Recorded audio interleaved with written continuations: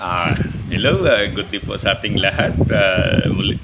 Muli, nandito tayo para magbigay ng mga reaksyon o call doon sa mga mahalagang nangyayari sa ating bansa.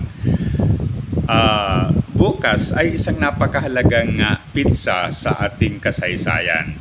Bakit natin nasabi ito?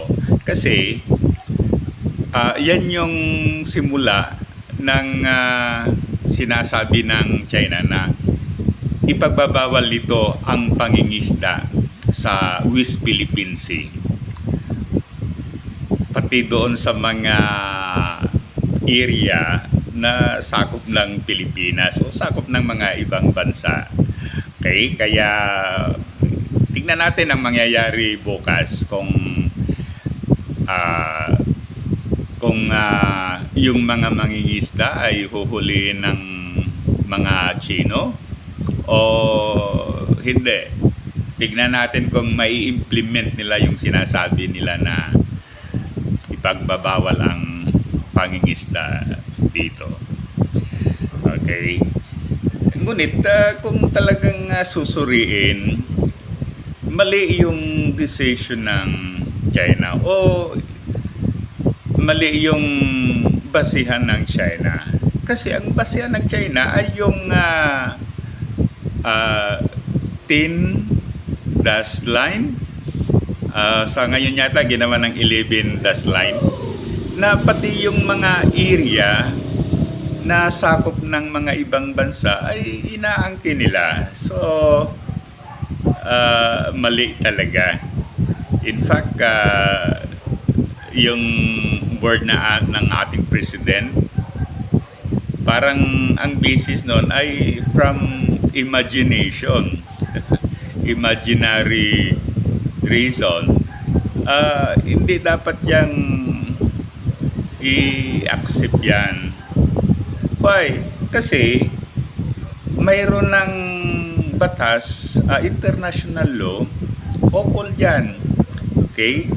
Ano ang sinasabi ng Hague Tribunal? So sinasabi na ang mga area na yan ay pag-aari ng Pilipinas.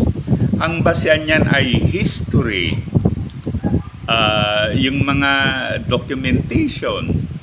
In fact, noong panahon pa ng mga Kastila, mayroon na yung map na ginawa ng isang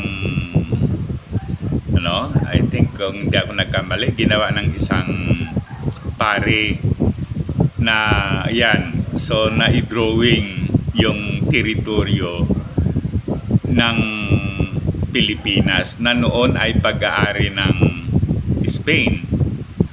Okay. So those are talagang valid document.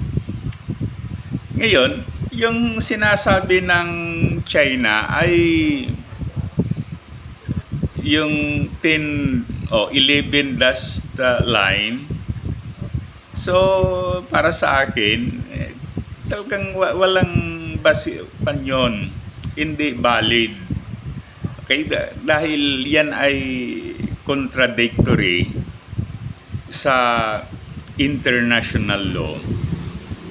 Dapat sana talagang magising ng ang mga Chino na yung ginagawa nila ay is an act of aggression. Yung pagkuha sa mga teritoryo na hindi naman talaga sa kanila. Nakakalungkot na ang China ay isang napakalaking bansa na maraming bilyon ang mga tao.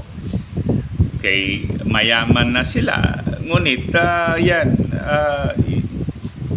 ini-insist pa rin nila na kunin ang mga lugar na pag-aari ng iba.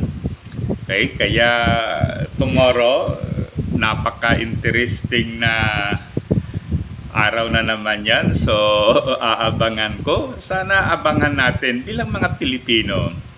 Suportahan natin ang position ng ating government. Sabi ko nga, hindi ko ibinoto yang si BBM. Ngunit at this point in time na dinidipinsan niya yung sovereignty ng Pilipinas, full support tayo. Okay? Kaya lang ang isa sa mga problema, kaya siguro naisip ng China na madali tayong labanan, dahil talagang marami yung mga Pilipino na pabor sa kanila.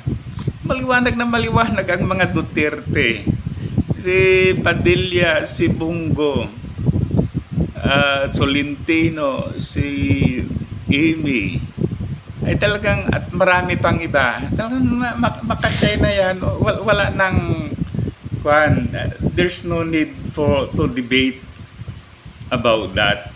Yung kanilang ginagawa, yung kanilang pronouncement, yung kanilang mga statement, ang nagpapatunay niyan na talagang they are for China. Ngayon, kung ganon tayong mga Pilipino, talagang talunin tayo ng China. Lalong-lalo na ngayon na talagang marami na ang ginagawa ng China para masakop tayo. Isipin natin yan. Okay? Kaya nga siguro, ang magagawa lang natin comes sa eleksyon, sana huwag natin ibuto yung mga kandidato na talagang nagpapakita ng pagkiling sa China. Dapat yung talagang ang kinikilingan nila ay ang ating bansa, ating kapwa Pilipino. So muli, thank you. Sana i-like at saka subscribe sa ating YouTube channel. Mabuhay tayong mga Pilipino.